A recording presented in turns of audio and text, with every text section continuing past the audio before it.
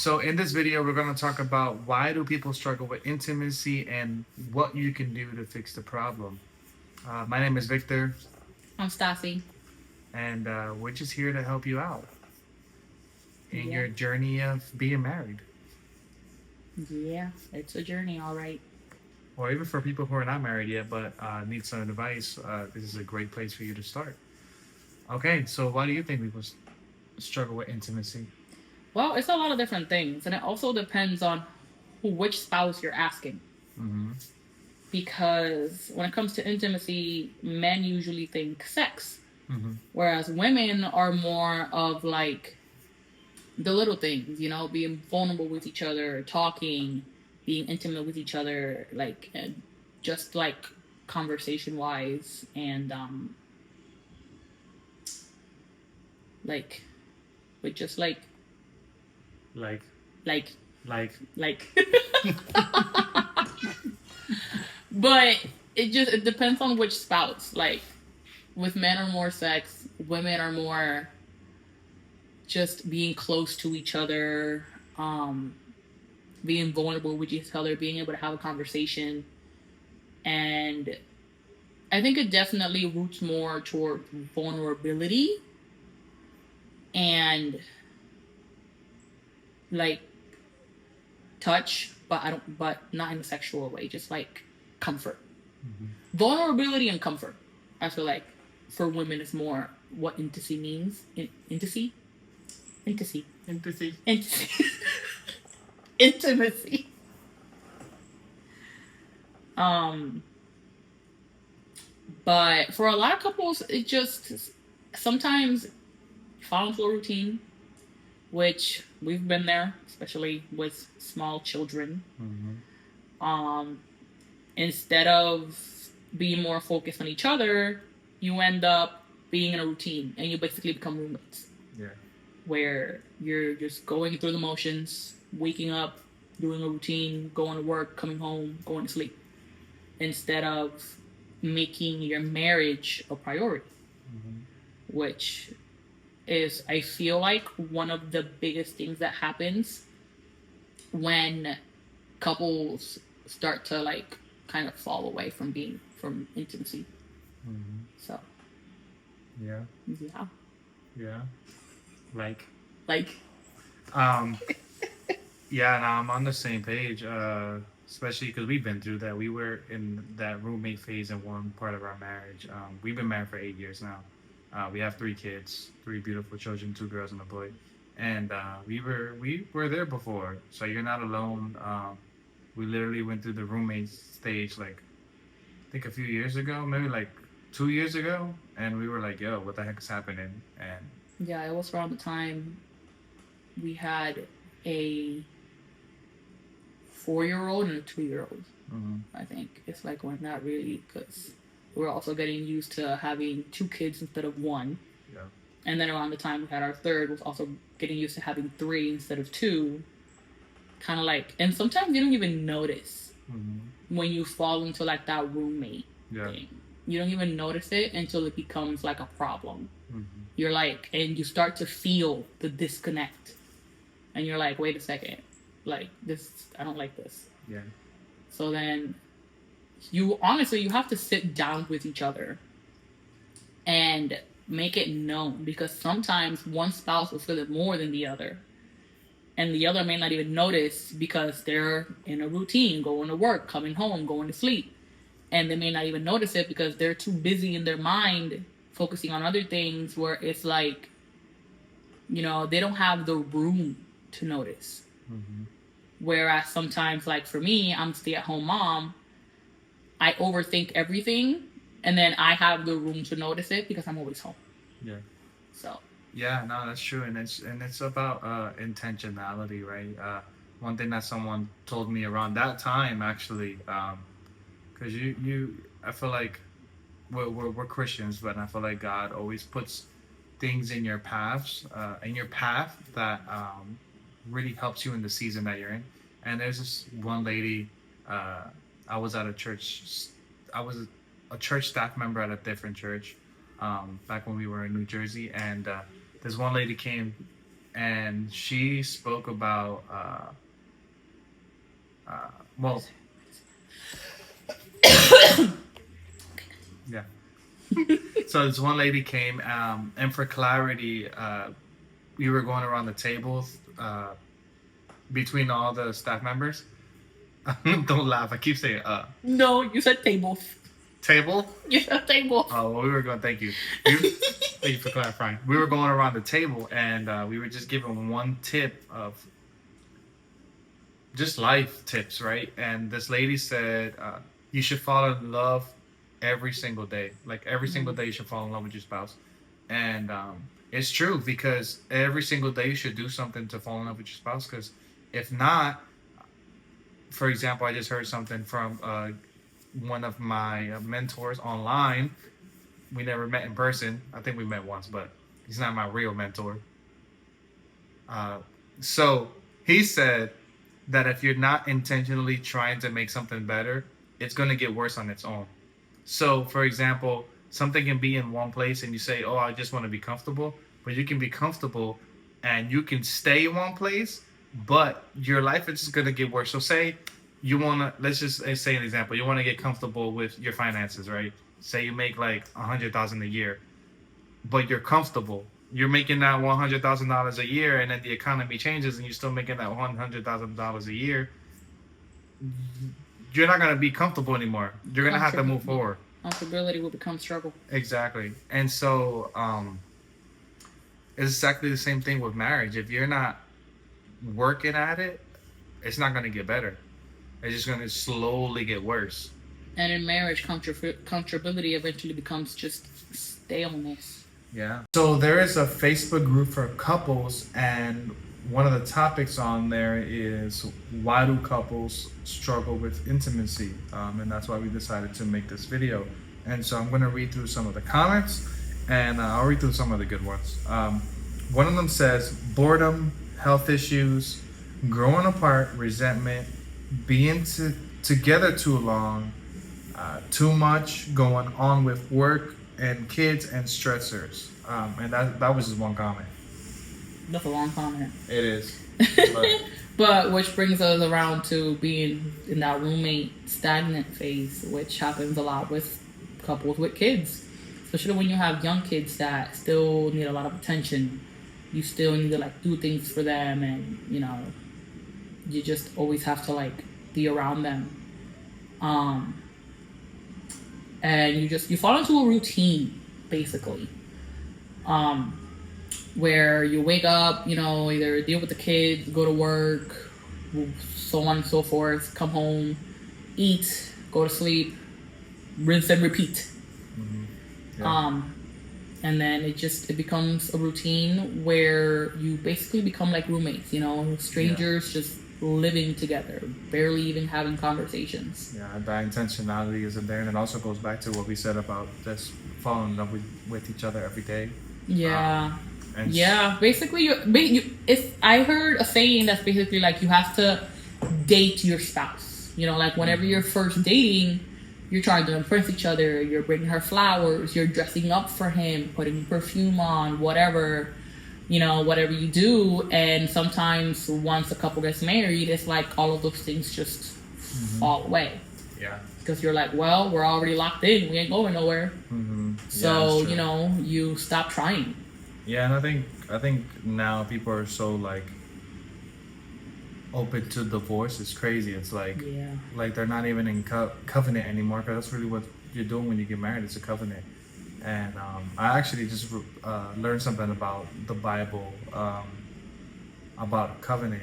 This guy showed an example of two men killing an animal, right? They each killed an animal, and they like slaughtered this thing. And what the covenant is, once they slaughter the animal, they walk around and they look at each other's animals.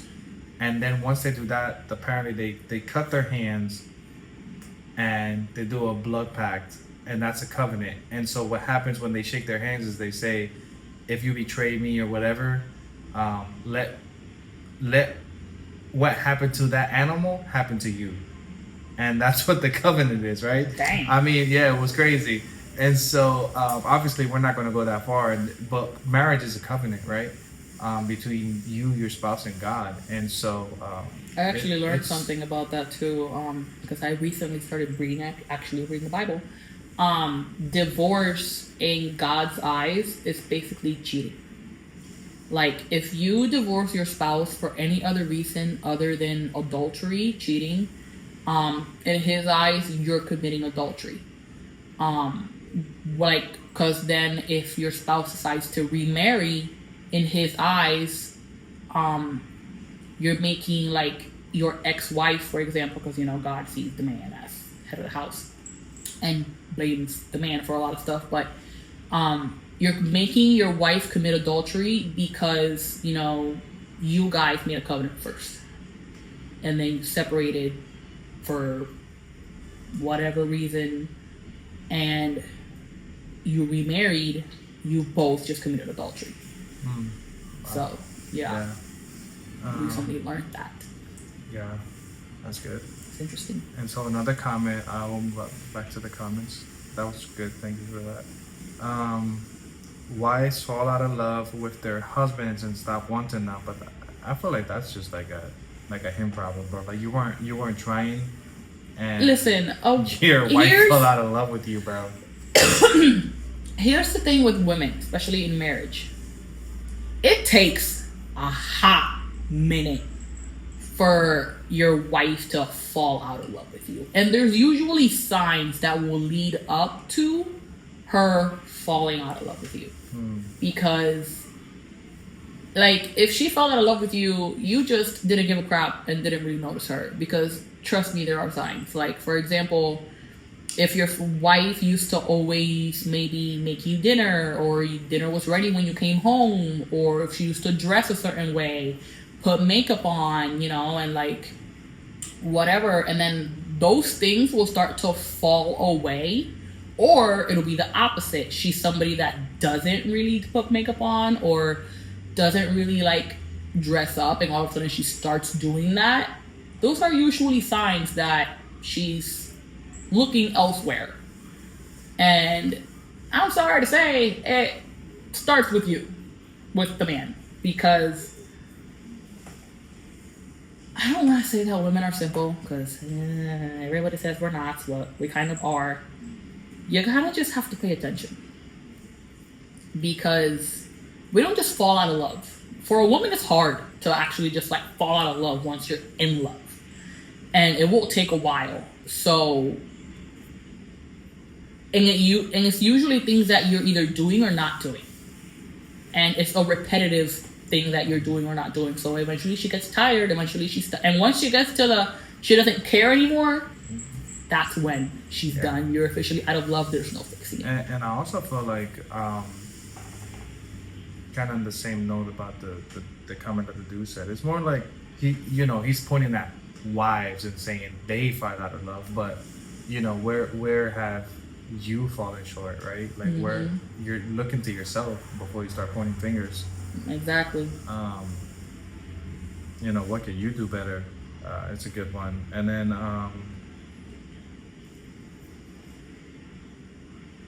and then somebody said, because at first you romanticize the person, you innocently connect, and then you discover their real self. It's like, that's, bro. Either you didn't date long enough, or there's always gonna be, or one of you was lying the entire time. Yeah, that's true. But there's always gonna be certain things that you just don't know until you get married and you're with the person. Listen, here's something I'm gonna say. This is for my women. Whenever a woman, like a married woman, tells you, "Oh, I trained him," 100%, we train them. Because, and this isn't, I'm not saying this about just men, just people, period. Once you get married and move in with each other, all of those little itty tiny things they do on a daily basis that they don't notice and you do will become like, that's where like some people are like, oh, I can't deal with this. And because divorce is so like accepted nowadays, people, instead of working at it, will just get a divorce. Like, for example, when we first got married, one of my biggest pet peeves with my husband, two of them, was that he would leave the cabinets open. I'd walk in the kitchen, all the cabinets just open. And I'm like, bro, it doesn't, 5 seconds. Like, or he would leave things outside, like in the fridge. Like if he would make a sandwich, I'd walk in the kitchen and the mayonnaise would still be out. The butter would still be out. The ham and cheese would still be out. The bread will still be open. And it's things that he didn't notice, but I did. So I kind of just had to like verbalize and be like, hey, you left these things out. Can you please put them away? And it's not going to be an overnight change. Can I eat my sandwich first? No.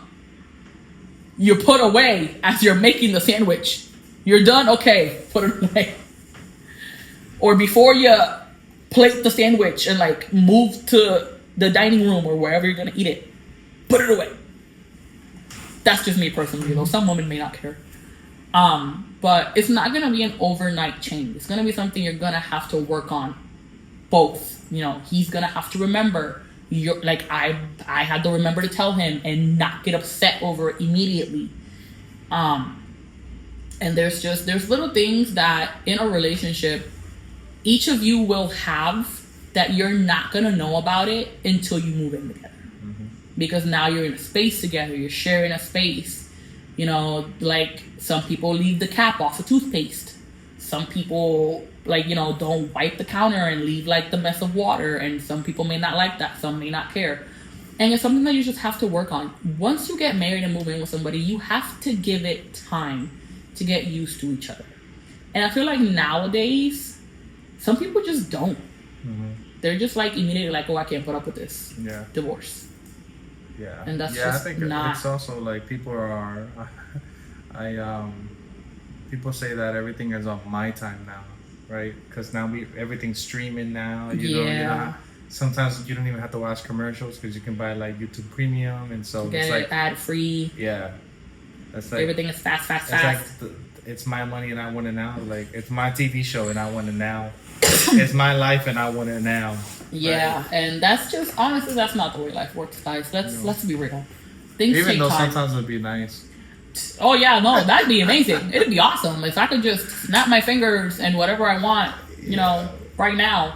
Yeah. But let's be honest, that's not the way life works. Yeah. And when it comes to people, just period, and relationships, things take time. Things take communication. Things, you know, and they also take patience, because you can't just, like with your newlyweds, you can't just expect for your spouse to automatically know what you don't like, what you do like, what, even if you've been dating for years, there are things you will never know until you move in together and are sharing a life together in a space together. I mean, some couples move in together before they get married. And they're together for like 5 to 10 years and never get married. I know a couple like that. And then they got kids, and y'all already married. Yeah, I know a couple of people like that. Just don't have the paper. Right. But things take time. You just have to be open-minded about those things. You can't just automatically give up once something your spouse is doing gets on your nerves. You know, you gotta communicate that, because also they're not mind readers. You have to like verbalize, like, hey, I actually don't like this and it actually gets me very upset. Can you please, you know, like try to remember to do this or not do this, or whatever the case may be. Yeah. So I don't know, I feel like a lot of these answers, like there was like 60 something replies, and they're all very similar, because somebody else said growing apart, and I'm like, it just goes back to, you're growing apart because you're not trying to keep the connection alive. You're not trying to just intentionally fall in love every day. So I feel like another thing that might be the root of some of that sometimes, especially when it comes to intimacy, is like in the case of an independent woman or a like very not stable, what's the word I'm looking for, like a very like already sure of himself man or whatever the case may be, it's just let go of that pride of, oh, you know, I can do this myself, I'm like, I've never needed help, I never needed someone else. And it's like, well, now you have someone else. You know, and you have to learn to be vulnerable with that person. Because if you marry somebody and you keep them at arm's length, you're never going to reach intimacy. You're never going to be intimate with each other. You have to learn to be vulnerable with each other and be vulnerable with that person. Because you also got to remember, that's the person you're now sharing a life with. And like everything about your life, you're now sharing that with that person. Like, you know, and you just have to remember that I lost my train of thought. Give me a sec. You have to remember that this person also cares about you and wants you to, at least should want you to open up, you know, and be vulnerable and tell them things. And that's really like the root of just being intimate and just a relationship, period. You can't keep somebody at arm's length. Because you're never going to reach the level of intimacy that you should. Yeah, and I think something else that popped in my head too is that, because I saw another comment that talked about like stress and stuff like that, and that affects intimacy. And I think, now I'm talking to the men here, I think a lot of times like, you probably come home stressed because of just the situations that happen of life, right? Like whether you don't have enough money to pay for the bills, or something happened at work that pissed you off, and then you come home and you try to like, you don't intentionally take it out of your family, but you come home and you do take it out of your family, even like unknowingly. And this all ties to intimacy, but I think just trying your best to not let that stress impact your relationship with your spouse. Because a lot of times in my own life, it did in the early years, where I would just feel stressed, and then I'll come home and without even me knowing, I was taking it out of my family. And sometimes it still happens, I ain't gonna lie. But just be intentional with just putting that aside once you're home, right? So it's kind of like leaving your work at work. And then when you go to work, leaving your home life at home. Yeah. Because they're two very different environments. Yeah, and even if it wasn't just work, but it was like, you know, some people are struggling with their finances, and sometimes that impacts the way you react to things in life. And so just don't let that kind of stuff just overtake your life and ruin your life, right? Yeah. Try to see the positive in everything. Yeah, honestly, just the rule of intimacy in a relationship between two people, it's really just remembering to be vulnerable with each other, be each other's best friend, basically, be able to like have that person be your comfort place. Yeah. Don't get me wrong, sex also does play into it. Like you have to like, it's not the root of intimacy, but it is a part of it. So, like, for example, there was a time where my sex drive was basically non-existent. And it had nothing to do with my spouse or anything. It was just stress and overstimulation, overwhelmed with like home life, kids, because I'm a stay-at-home mom, and I have been a stay-at-home mom since for 6 years now. Yeah, basically. I mean, I've worked jobs here and there, but for the most part, I've been a stay-at-home mom, and that requires a lot. And there was a point where I just didn't really have a sex drive because I was either too tired, too overstimulated, too many things in my mind, and sometimes I just want to get in bed and go to sleep. Luckily now that's changing. Which I think the move had something to do with that. But it's not the main, sex isn't the only thing that it's like intimacy. There's other things that go into it too. So you have to remember that. Because you could have a lot of sex and it could be good, but if you don't know each other, if you're not having conversations, if you're not vulnerable with each other, and if you're not talking to each other, communicating, spending time with each other, then that's just friends with benefits. Yeah. Basically. Yeah. Because I think that's another phase we went through when we first got married. Yeah. Actually, before we got married. Yeah, we were just, we weren't even really friends. It was just like, oh, let's get together. And yeah. Then, Yeah. And, yeah, we went through that. It was like, it wasn't even like intimacy about wanting to know each other more. It was just pleasure, Lust. right? And lust. And so that's also another problem. So just to recap everything, and we're going to close the video, how to fix. Although there's the opposite, which is spending too much time together. Mm-hmm. Right. Because some people are like, oh, let's do this, let's do that, let's do this, whatever, constantly with her 24/7. Guys, your spouse needs their space. Mm-hmm. Trust me. Yeah. You can't just be the same person 24/7. Yeah. They need to see other faces, hang out with friends. Yeah. Men, don't be scared to let your wife go out with her girlfriends and have some fun. Same and vice versa. Women, don't be scared to let your husband go out with some friends and go have a drink or something, or go to see a game. I don't know. Yeah. And I mean, well, it's been 6 years since we had the kid, right? Our oldest is 6 years old. So for us, I don't know what it's like for single people anymore.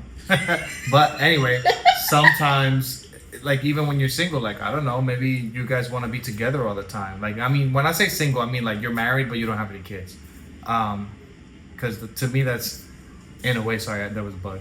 In a way, that's kind of still single because you don't know what it is like to be married and have kids until you are married and have kids. Then you're like, wait, I can't do anything. Now you got to plan. Now you got to find babysitters. But anyway, what I'm trying to say is that if you are married now and you don't have any kids, enjoy the time together, but then also enjoy the time that you could still have with your friends separate, right? Yeah. Because that means a lot. Because then when you start bringing kids into the picture, 1 is okay, 2 is even harder, and 3, you're officially outnumbered. It gets even it's super hard, right? At 3, you're officially outnumbered, and that's when things get really funny. Yeah, and so don't be afraid. Just let your spouse have fun, and obviously in a respectful way, right? You're not gonna go out there and do Girls Gone Wild or right, or Magic Mike here, or Girls Trip. Exactly. Although that movie wasn't that bad. Go watch sports or have a beer with the boys, or the girls can go get their nails done or whatever it is. Girls do. I want to say nails done. Probably go dancing or something. That was just the only example that I came up with. Go out dancing or something. Watch a movie. Girls spend a lot of time. So yeah. But another thing was crap. I had it and I lost it. Make sure to just enjoy each other before you have kids. I mean, if you plan on having kids, some people are perfectly happy getting married and not having kids. Yeah. But if you plan on having kids, please take the time to enjoy each other, and also enjoy still being able to enjoy the time apart without kids. Because once you bring kids into the picture, it's not just, oh, we have to give that kid attention. Sometimes, you no longer have the same time for each other that you used to. You no longer have the same time to go out by yourself with friends like you used to. So enjoy that time before adding kids into the mix, especially if you plan on having more than one. Yeah. Because honestly, one kid, after now that we've got three, one kid is a piece of cake. Yeah. I mean, I know couples that have one kid won't say that, but Because it's their first, yeah. yeah, because I remember when we had our first, we were like, "Woo!" But looking back, that was just a lot of fun. You know, she got all the attention and whatever. Once you add more, it starts to get real fun. Yeah. Yeah. Well, just to recap, I think the best way for you to have intimacy with your spouse is be intentional. Try to fall in love every day. Date your spouse Date your like you're not spouse. married. Exactly. You know. Bring her flowers. Exactly. You know, do If things your for wife her. likes flowers. If she likes flowers.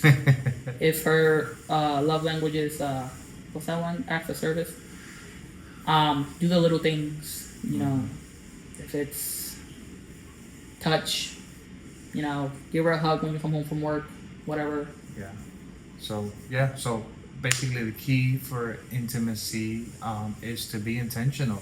Yeah. And if you have kids, for example, and you do want to have more sex with your wife, let's say for the men, just free her up like from her stress from the kids. That way she can just be relaxed.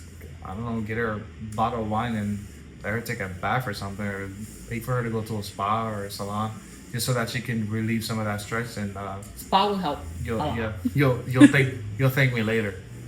Yeah. So yeah, be intentional, fall in love with it every day. So Yeah. peace.